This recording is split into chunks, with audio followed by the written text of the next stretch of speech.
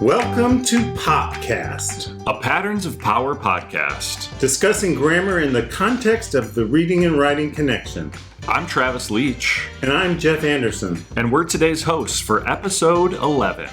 We're going to be talking with Miss Whitney LaRocca about how the Patterns of Wonder is the same and different than the Patterns of Power. Now, you hear that Patterns of Wonder and you're wondering what that is. We're going to talk about that today, what the Patterns of Wonder is, and we're going to talk about how it can be a foundational skill for the kids in pre-K 1 and 2. So we're really excited to have Whitney here today.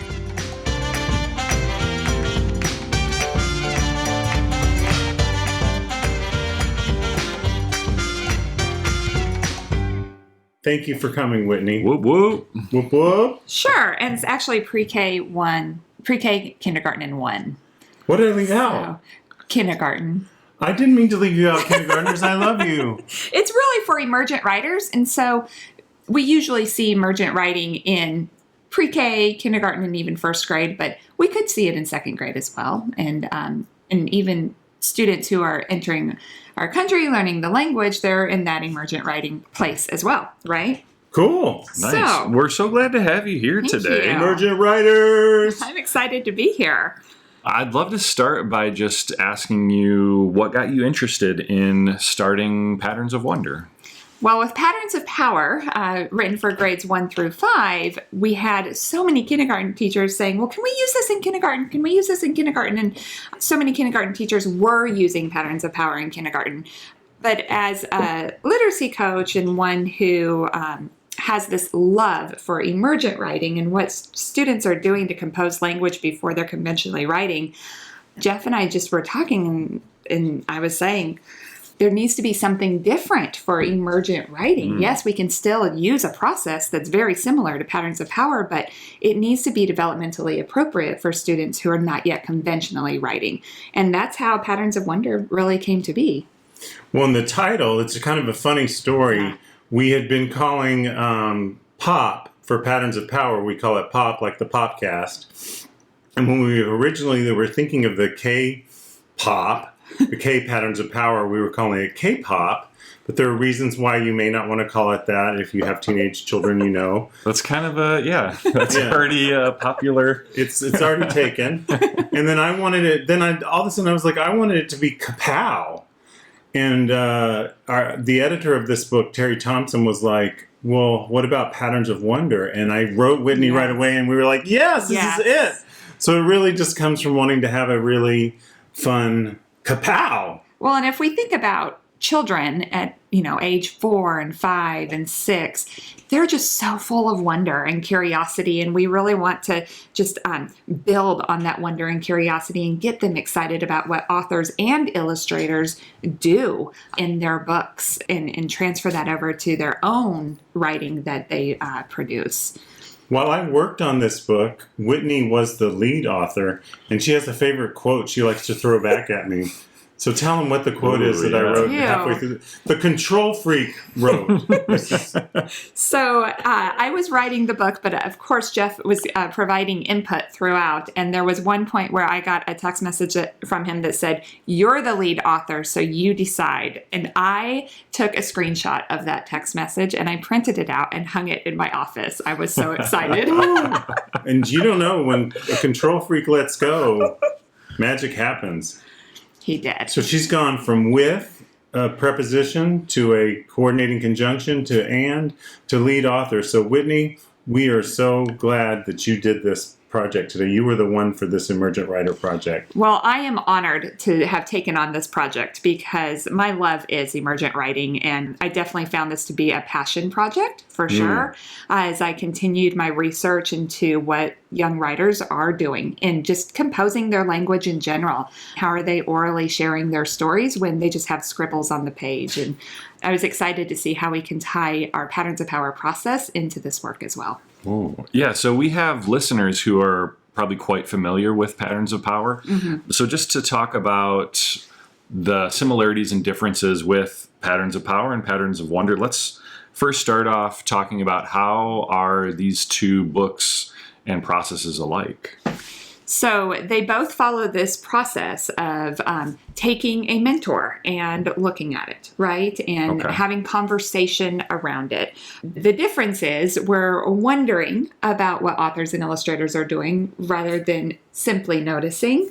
And I don't want to say simply because there's so much there when we notice as well. We're still building wonder and curiosity around our noticings.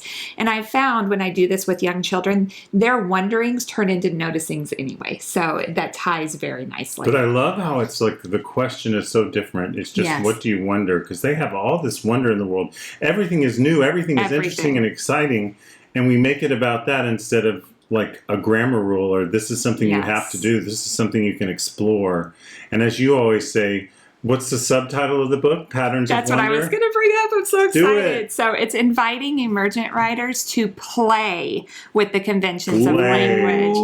And, whoop, whoop, play. And so what I love about it is Patterns of Wonder builds on, we take the playfulness that we already have in Patterns of Power around language and bring that into a developmentally appropriate way of play with our youngest writers, our emergent writers.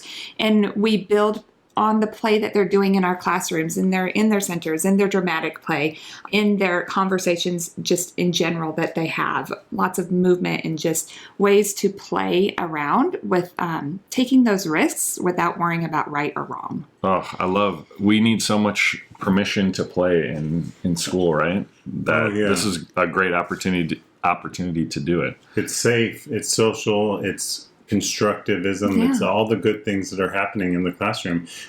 It's weird because it's counterintuitive because in a way you're just throwing them into it, but in another way you're very careful and orchestrated about how you just throw them into extremely intentional. These experiences and these conversations. Yes. So I hear one of the ways they're really alike is there's a thread of conversation throughout the entire process. There is. And we have the compare contrast as well as the second step in the process. But it looks different, doesn't it? It does. Rather than pulling a sentence from text that we do in Patterns of Power, we're actually looking at picture books. So we are looking at the illustrations in the picture books as well as the words. And so it's a bigger view because our emergent writers are not necessarily writing words yet that we can read, that we can understand what they're saying.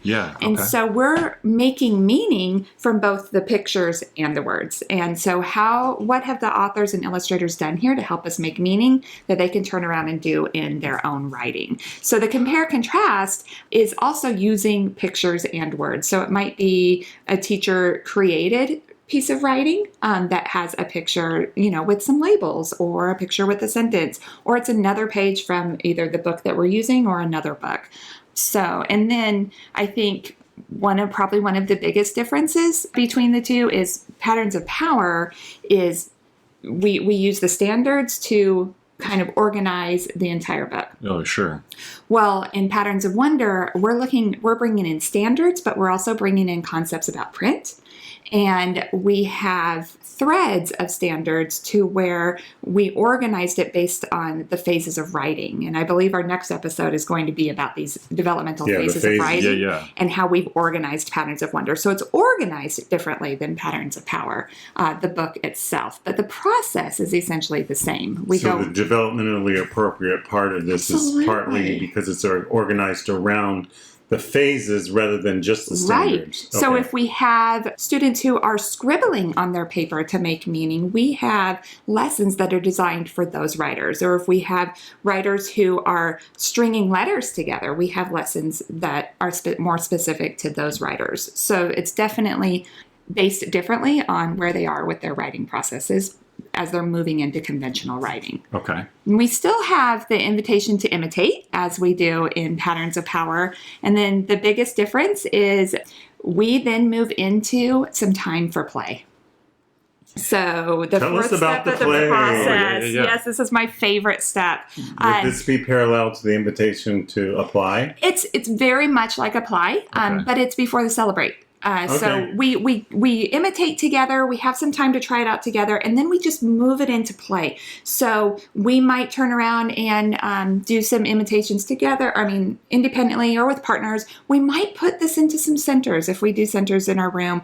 Have them do some movement. Have them do some other kind of generating of writing. And depending on what it is, with concepts about print, learning our letters and finding the different punctuation marks in books around the room. We have a lot of different ideas for play for that step. So we want that play to go across a few days to give them some time to just play around and see how it works with them as they create more writing. And then we end our process with celebrate. So it's a shorter process, but we still recommend that 2 weeks to give them plenty of time to play. Could you go over the steps of the process again as they go in order? Yes. So we have the invitation to wonder, which is like the invitation to notice. Right. So we put up the book, a page from the book, or a page spread from the book rather than a sentence. Yes. And we talk about pictures. And do you provide pictures in the book that they can actually display? In the resource book, we actually do. When we were able to use interior spreads, most of the publishers gave us permission to put those interior spreads into the Patterns of Power resource book. So if you don't have the picture book, you will have the resource book. So you mean you could put it under your document camera and you've got a full... And did you make them like a full page in the book? Please tell me it's going to be ring bound.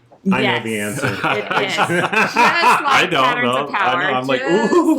Spiral down. On the edge of my seat. Very simple. And then there's even some that are designed, where the teacher can design it or it's designed for you to use as well for the compare contrast. So imitation to wonder, imitation to compare and contrast. Same, but different in the way that we do it. Yes. Okay. Invitation to Pictures imitate together.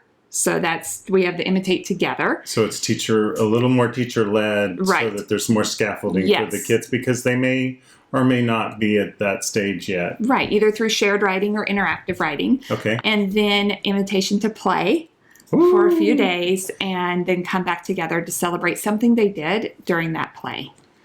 Oh, so they get to come back and celebrate something they did during the play. Yes. That's really exciting. So we're celebrating the play. We're celebrating their tries, what they were able to produce and compose, whether that's through pictures or words or both in the celebration. And then we can always put it back into the play and let that linger a little longer as well. It doesn't mean that when the celebration is over, the lesson itself is over and we're done and moving on. Do you have to? Do you have to? Do you have to let it linger? You don't have to, but I have a feeling a lot of teachers will just put it back into their centers as even they start something new so it can continue to spiral and work with them. Wow. Cranberries. Yeah, that was a good throwback. Thank you.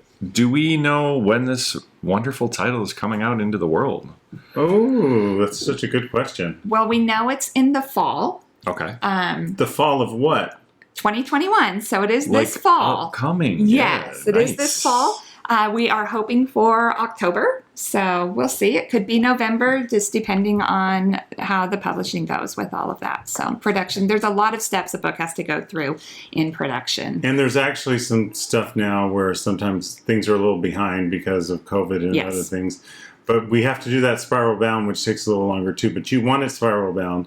And there should be some pre-order up late in the summer on stenhouse.com. That is STENHOUSE.com. Thank you for sponsoring us, Stenhouse Publishers. I actually had another thought too. You can have thoughts. Oh yeah, thank you. Well, the focus phrase. Focus phrase. We do have focus phrases and patterns of wonder as well, but they are also scaffolded depending on the phase of writing that we're working in. So if we are, and we're going to learn more about phases of writing, but for the scribbles phase, we're going to use words like, instead of I use, it's I tell. Right? Because we're going to focus a lot on oral language in the scribbles phase. Appropriate, so developmentally. That is something I do love about Patterns of Wonder is the focus on illustrations, but a high focus on oral language and building that oral language where we can still teach about nouns and adjectives and all the fun grammar things without using the terms through oral language and inviting students to use these things in their oral language as a precursor to the written word. And as Whitney mentioned, this is going to be our next show in 2 weeks on the language development and what emergent writers need and that scaffold and the phases. It's going to be really interesting. What's going on, Travis? Oh, What is do I that? hear? That's the music, I think. I think it is. That was We've so fast. already gotten to the end of this episode. Oh, Thank Whitney, you so much. Thanks so much for being with us today. Sure thing. I was happy to be here. I love you guys. I love Patterns of Power, and now this podcast just makes it even more fun. Well, we're glad to have Patterns of Wonder as part of the Patterns of Power family for K through 12 solutions. And we'll continue chatting with Whitney in our next episode. So we hope to see you then. Thanks for listening. Thank you.